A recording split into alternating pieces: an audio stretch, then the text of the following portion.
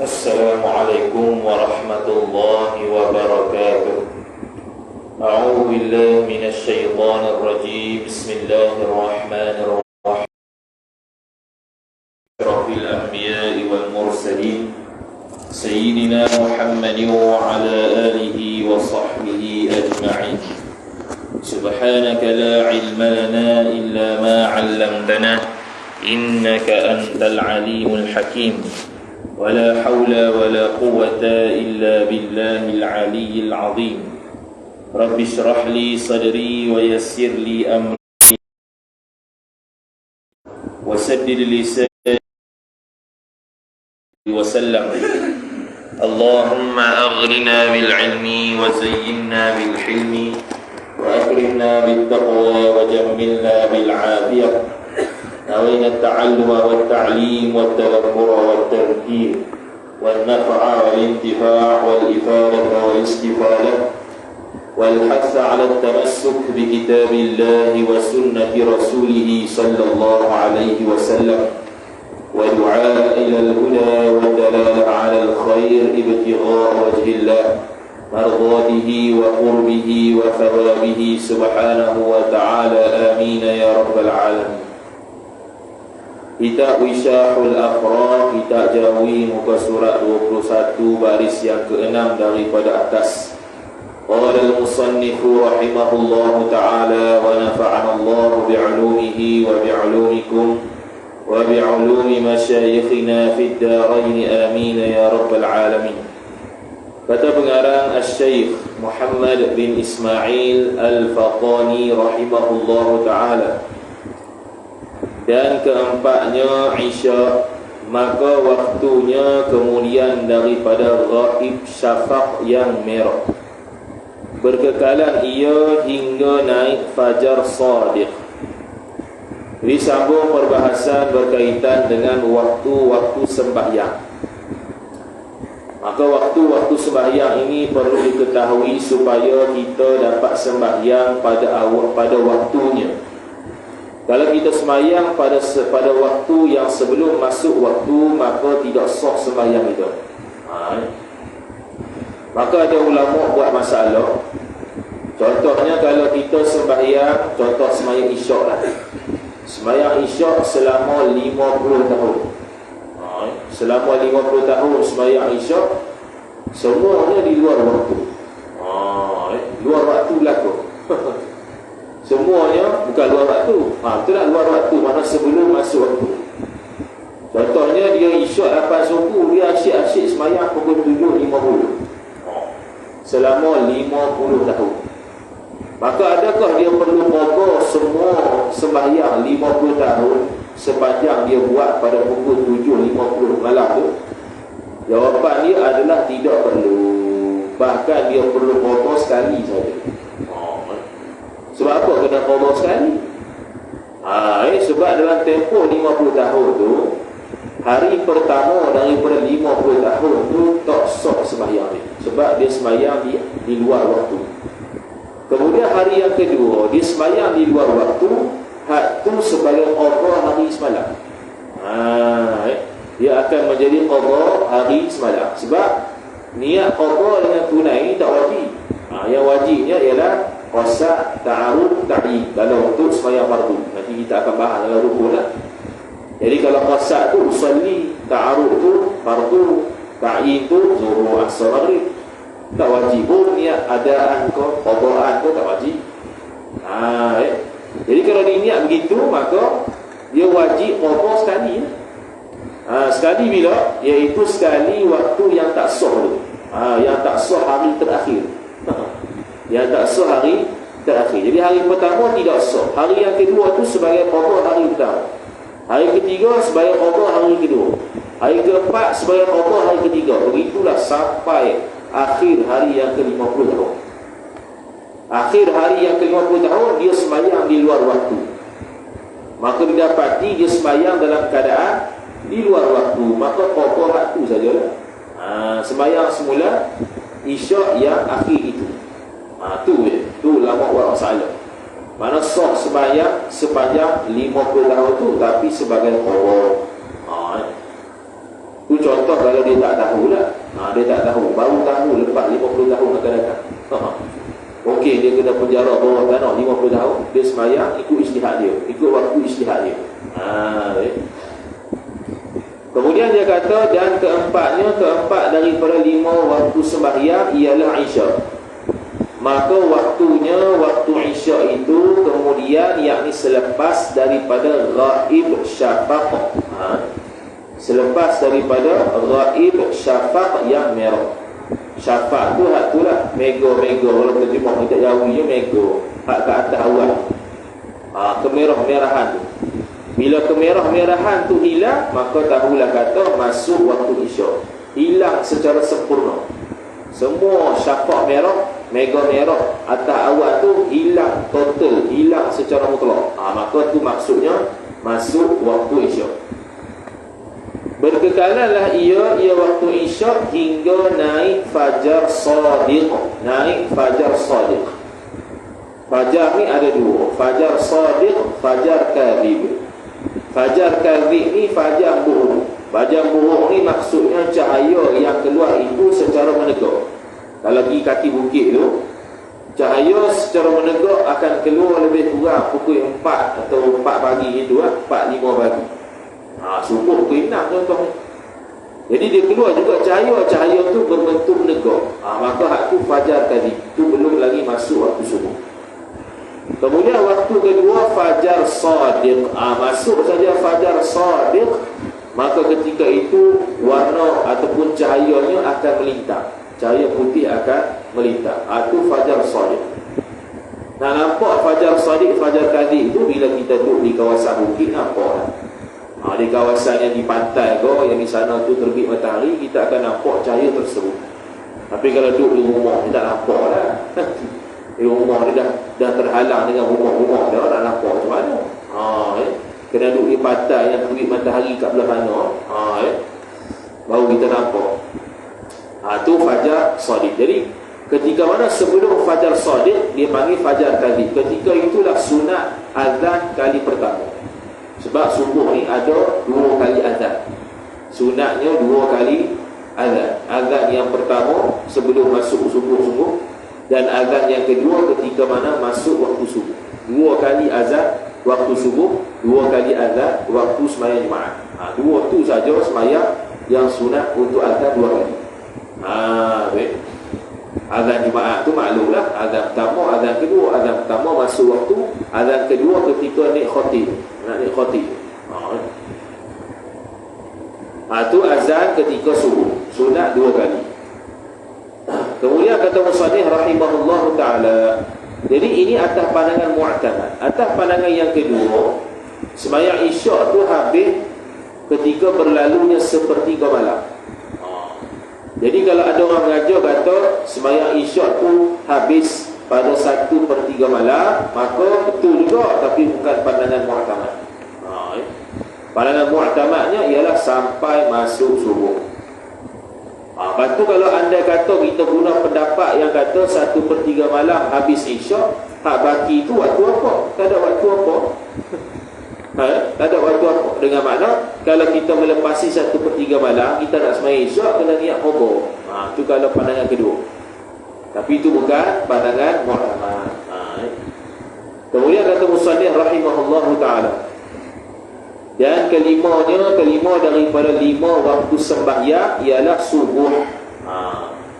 Waktu subuh lah waktu dia panggil waktu yang paling kurang rakaat sembahyang, 2 rakaat. Kenapa rakaat sembahyang ni berbeza? Atau khilaf ulama, adakah dia amrun ta'abbudi ataupun amrun ta'akkudi. Amrun ta'abbudi ni benda yang kita serah dekat Tuhan. Tak ada hikmah di sebaliknya, tak boleh nak faham di akal kita hikmah di sebalik sembahyang Isyak 4 rakaat, sembahyang Maghrib 3 rakaat, sembahyang subuh 2 rakaat. Tak boleh beza. Tu Adapun sebahagian ulama ada juga menyatakan kenapa subuh 2 rakaat, kenapa Maghrib 3 rakaat, kenapa Isyak 4 rakaat. Atau hikmahnya subuh 2 rakaat ialah ketika kerana sebelum sembahyang subuh kita ni berada ghalibnya dalam keadaan tidur. Bila dalam keadaan tidur, maka kita bangun dalam keadaan masih dalam keadaan malas. maka diringankan jadi dua saja. Tidak lebih daripada dua. Maka waktunya waktu subuh itu, kemudian yang selepas daripada naik fajar shadiq.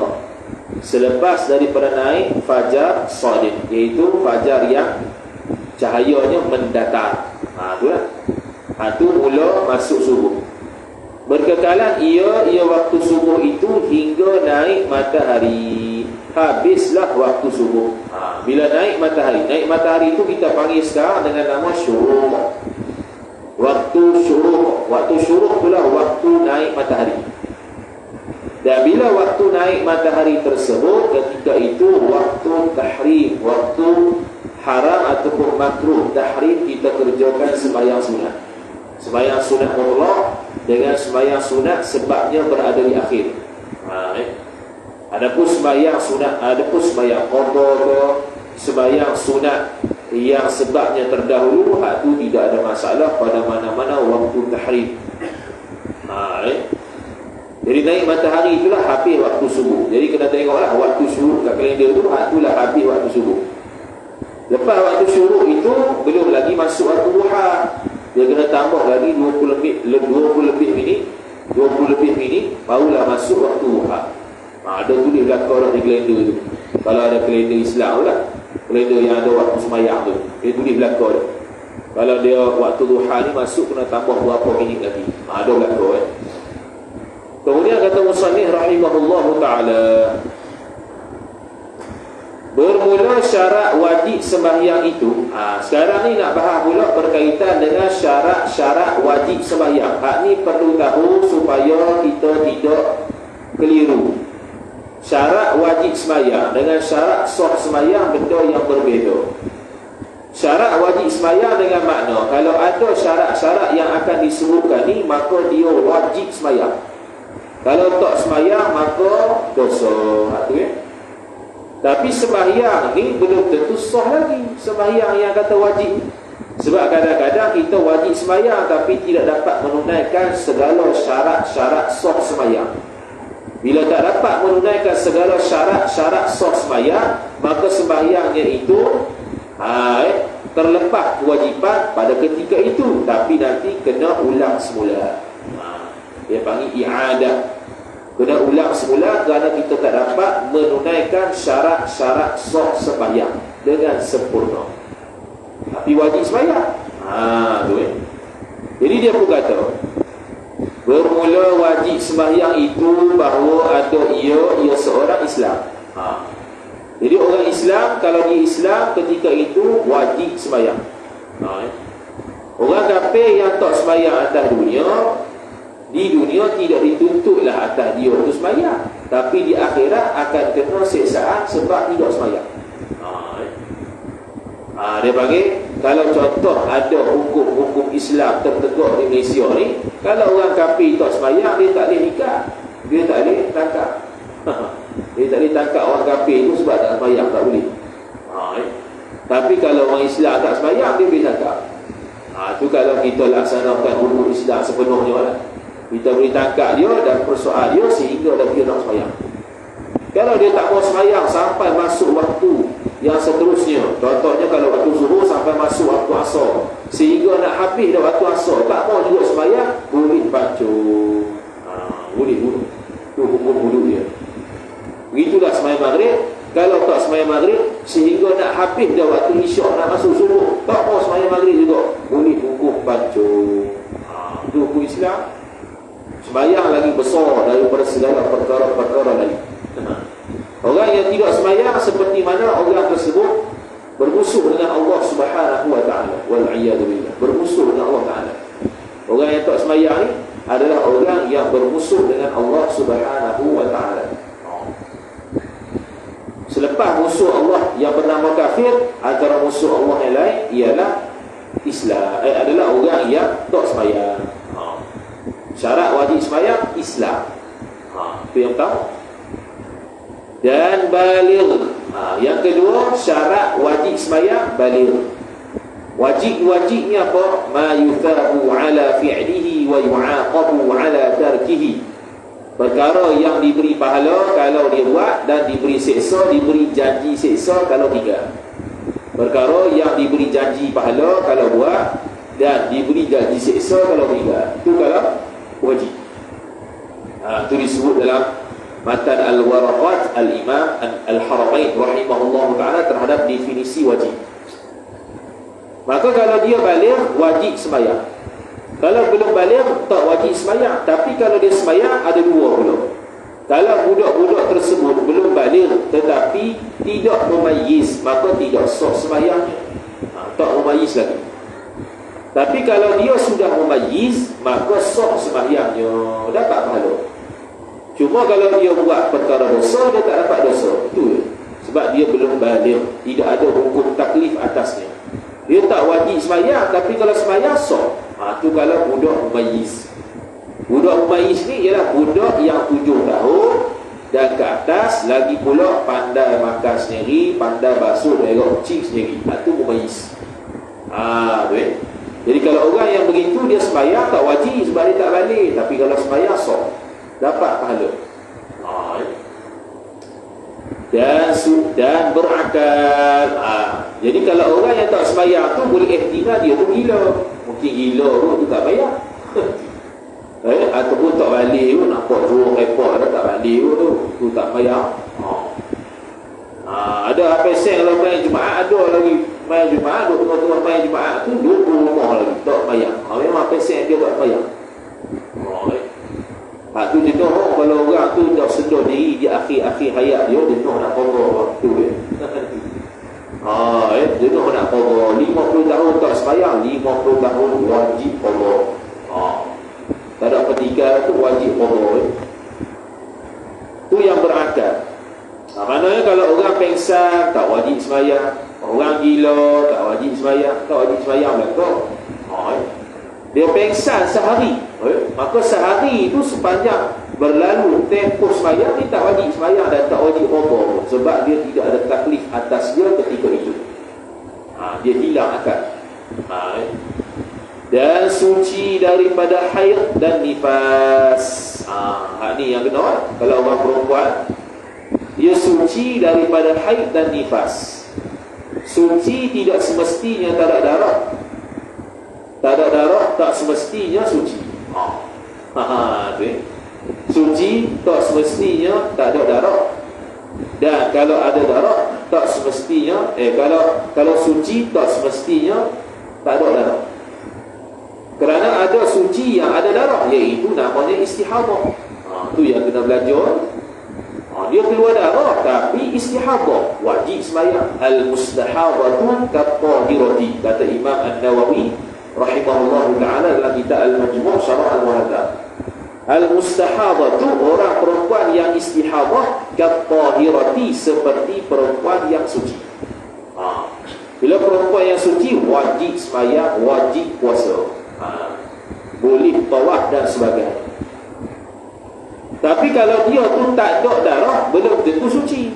Contohnya, dia tak ada darah dalam tempoh 15 hari. Selepas suci dalam tempoh 15 hari itu keluar darah semula. Keluar darah semula. Darah semula tu hukum dia haid. Semalam suci itu hukum haid juga atas pada mu'tamad. Jadi 3 hari keluar darah, 3 hari suci, 3 hari keluar darah semula. Masih dalam tempoh 15 hari 15 malam. 3 hari yang suci itu hukum dia haid.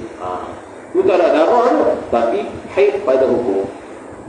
Bila haid pada hukum, maka sembahyang yang dia buat ketika 3 hari tidak sah. Puasa yang dia buat ketika 3 hari suci itu tidak sah. Kena qada semula puasa. Sembahyang tak payah qada lah. Tapi walaupun sembahyang tak perlu qada, dia buat sembahyang, dia buat puasa tu sudah dapat pahala hasil qasad taat pada Tuhan. Tapi pahala puasa tu sendiri, pahala sembahyang tu sendiri tak ada. Tu kata Imam An-Nawawi rahimahullah dalam kitab Al-Majmu' Syarah Al-Muhadzab. Pahala puasa tu sendiri tak ada, pahala sembahyang tu sendiri tak ada. Tapi pahala qasad nak taat pada Allah sebab waktu suci wajib sembahyang, wajib puasa, tu dapat pahala. Beza. Jadi antara benda yang wajib orang tu sembahyang ialah suci daripada haid dan nifas. Nifas tu darah yang selepas beranak tu dah. Lepas beranak keluar 10 hari darah, kemudian suci. Lepas suci tu, waktu suci tu wajib mandi dan sembahyang, kerana ketika itu dia sudah tidak ada nifas. Okay. Kemudian kata musannif rahimahullahu ta'ala, dan sejahtera hawasnya, hawas seseorang. Sejahtera hawas ni panca indera. Panca indera yang dimaksudkan di sini hanya dua sahaja, pendengaran dan penglihatan. Bukannya semua. Panca indera ni ada banyak. Penglihatan, pendengaran, penghidung, pekecah, penyentuh, pejabat, kulit hidung. Jadi yang dimaksudkan panca indera selamat ni ialah iaitu pendengaran atau penglihatan. Salah satu ya. Tak mesti dua. Sebab apa? Sebab kalau orang itu sejak lahir buta, sejak lahir tuli dalam masa yang sama, maka bagaimana dia nak tahu sembahyang tu wajib? Tak tahu lah. Hidup itulah bagaimana, tak akan tahu. Sumber ilmu tidak akan dapat dicegah dengan tidak ada penglihatan, tidak ada pendengaran.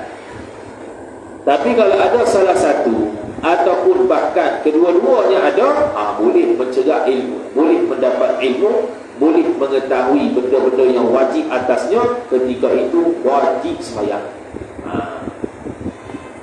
Maka tiada wajiblah atas yang buta tuli. Buta tuli sekaligus, bukan buta sutir, tuli sutir, bukan. Buta tuli sekaligus. Dia tu buta dalam masa yang sama tuli, sejak kecil lagi. Beza kalau buta tuli selepas balik. Dia balik dah, dia berakal, lepas 10 tahun tuli dan buta, wajib sembahyang sebab dia dah tahu dah kewajipan tu. Kewajipan tu sudah mengetahui, maka dia wajib juga sembahyang, dia wajib juga puasa sebab dia tahu sembahyang bagaimana. Cuma pelik juga lah. Kalau kata wajib tu, dia nak tahu waktu mana. Buta tuli, wallahu a'lam, tak pernah jumpa lagi lah orang buta tuli sekali ni, sebab jarang jumpa. Yang biasa jumpanya buta saja, tuli saja. Kalau buta tuli sekali ni sangat-sangat jarang jumpa. Dan jika berkata-kata sekalipun, dan jika berkata-kata sekalipun, yakni boleh cakap sekalipun, tak wajib juga. Dia buta, dia tuli, tapi boleh cakap. Wajib tak mayat? Tak wajib, sebab dia bukan mukallaf. Dia bukan mukallaf ketika ini. Ketika mana dia buta, ketika mana dia tuli. Kemudian jika ada ia seorang dahulu, yakni sebelum daripada tamyiz. Tengok, dia kata tak wajib atas buta dan tuli ni jika ada ia buta dan tuli dahulu, yakni sebelum daripada tamyiz, sebelum daripada mumayyiz. Mana sejak kecil lagi dah buta dah tuli, tak wajib sembahyang. Tu poin dia. Lepas tu kalau selepas tamyiz, maka dia kata bersalahan jika kemudian, yakni selepas daripadanya, daripada tamyiz. Kalau sudah mumayyiz, umur dah 8 tahun, boleh makan minum sendiri, basuh berak cuci sendiri, boleh lintas jalan kiri kanan tahu sendiri, dan sampai seru. Ni syarat kedua, sampai seruan kewajipan sembahyang. Mana waktu 9 tahun tu dia belum balik lagi, tapi sudah mumayyiz dan dia tahu kewajipan sembahyang. Maka kalau begitu wajib sembahyang. Bila sudah balik, bila sudah berakal dan dia Islam. Walaupun dia buta tuli, tapi sudah sampai seruan kewajipan sembahyang ketika dia mumayyiz, maka wajib selepas dia balik tersebut sembahyang wajib. Tapi kalau sebelum mumayyiz, dia buta dah, dalam masa yang sama dia tuli dah, maka tak wajib sembahyang sebab tidak tahu kewajipan sembahyang. Sama lah macam gila. Gila pun sama. Kalau gila sebelum mumayyiz sampai mati, maka tak wajiblah sembahyang. Kalau gila selepas mumayyiz, sebelum dia gila tu wajib sembahyang, ketika gila tak wajib sembahyang. Jadi dia akan hisab di akhirat nanti qadar ketika dia tidak gila. Kalau dia tidak gila selepas dia balik, kemudian seminggu lepas tu gila sampai mati, maka dia akan hisab seminggu. Dia akan dihisab di akhirat qadar seminggu. Sebab itulah kalau orang tu balik, wajib belajar segera fardu ain, wajib menunaikan kewajipan puasa, sembahyang dan sebagainya. Kerana kita tidak tahu esok-esok boleh jadi gila. Kalau hari ni balik, lusa gila, 2 hari saja kita ni sedar, sampai gila mati kita tu, maka 2 hari akan dihisab oleh Allah Ta'ala. Kalau dalam qadar 2 hari tu dosa banyak dan Allah tidak ampun, jeng kita. Walaupun gila dah, tapi gila kita tu selepas balik. Lepas tu tidak boleh memandang enteng, memandang remeh terhadap benda-benda yang berkaitan fardu ain, kewajipan fardu ain.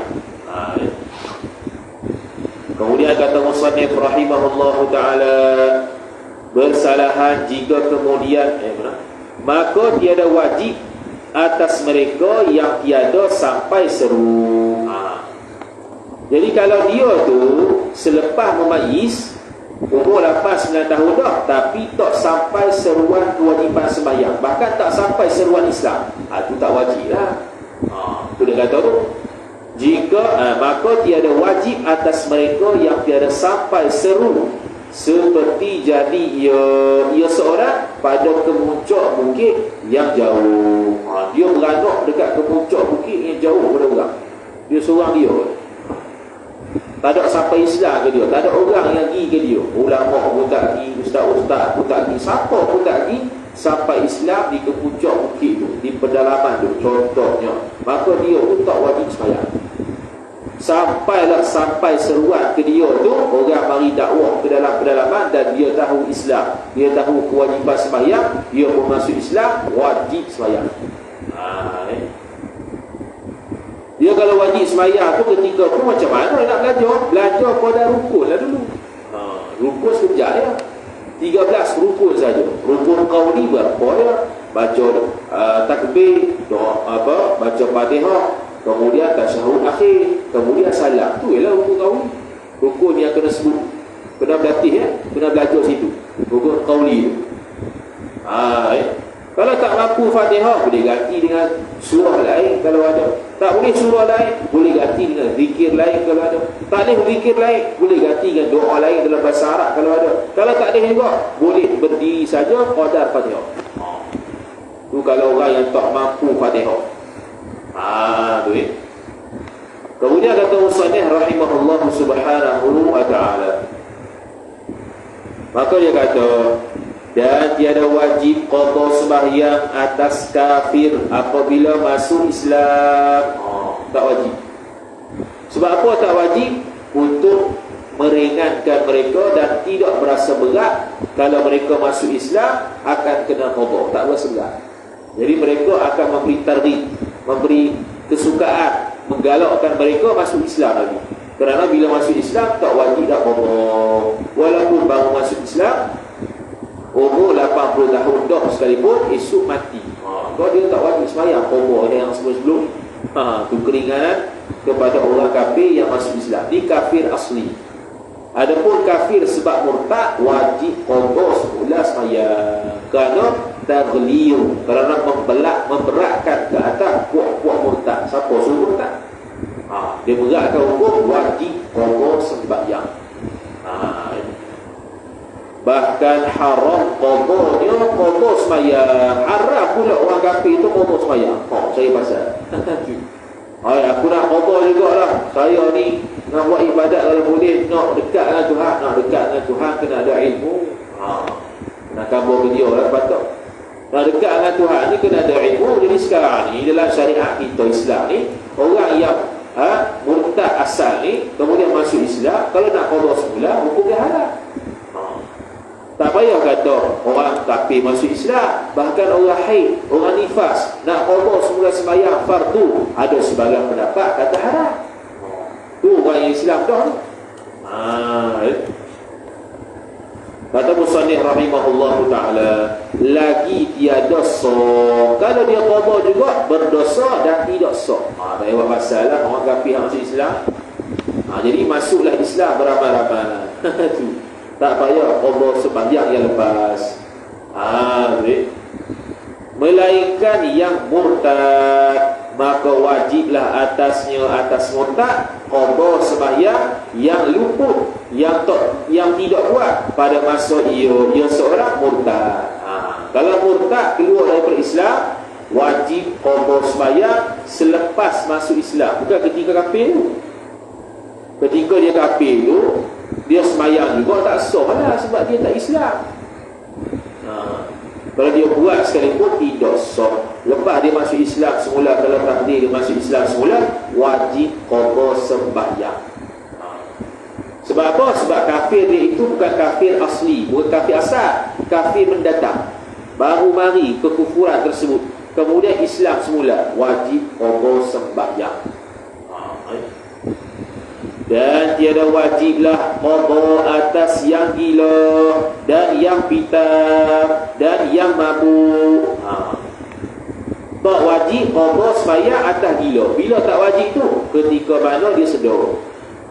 Contohnya dia gila mula pukul 12 tengah hari, sampailah sedar-sedar pukul 7.45 malam. Jadi dia tak wajib qada zuhur, tak wajib qada asar. Wajib sembahyang maghrib saja. Sebab 7.45 dia dah sedar. 7.45 tu waktu maghrib. Wajib sembahyang maghrib lah. Waktu gila tak wajib qada, tapi sunat qada. Tapi sunat qada. Begitu juga orang yang pitam kau, pengsan kau, tak sedar diri kau, mula daripada 12 tengah hari sampailah pukul 8 pagi esok, maka dia tak wajib sembahyang zuhur, asar, maghrib, isyak, subuh. Tak wajib. Sebab apa? Sebab dia dalam keadaan tak sedar diri. Tak sedar diri ni beza dengan tidur.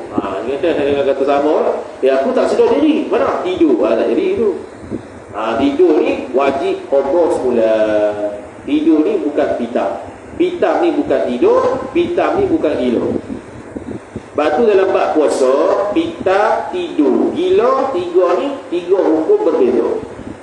Kalau tidur mula sebelum subuh sampai maghrib, tidur saja, dalam keadaan dia sudah niat puasa sebelum subuh, maka sah puasa.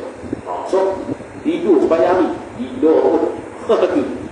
Tapi kalau pita mula daripada sebelum subuh sampai masuk maghrib, dia masih pita kemudian sedar, hak tu tak sah puasanya. Tak sah. Tak sah puasa. Untuk pita ni dia kena sedar walaupun sesaat dalam tempoh subuh sampai maghrib. Kena sedar sesaat paling kurang. Contohnya masuk subuh pukul 6, pukul 6 1 minit pengsan. Mana dia sempat lah 1 minit subuh tu, pengsan sampai isyak, sah puasa. Sah. Adapun gila, tak boleh ada gila walaupun sesaat. Dalam tempoh subuh sampai maghrib, kalau ada gila walaupun sesaat, batal puasa. Sesaat gila, lepas tu sedar balik, batal puasa. Tiga benda ni, benda yang berbeza antara orang yang tidur, orang yang pengsan, orang yang gila. Beza tiga-tiga, kena bezakan.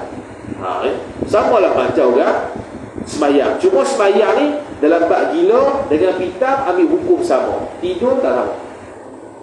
Pitam dengan gila, kalau mula daripada pukul 12 sampai isyak dia tu pitam ataupun gila, maka wajib maka tak wajib qada sembahyang.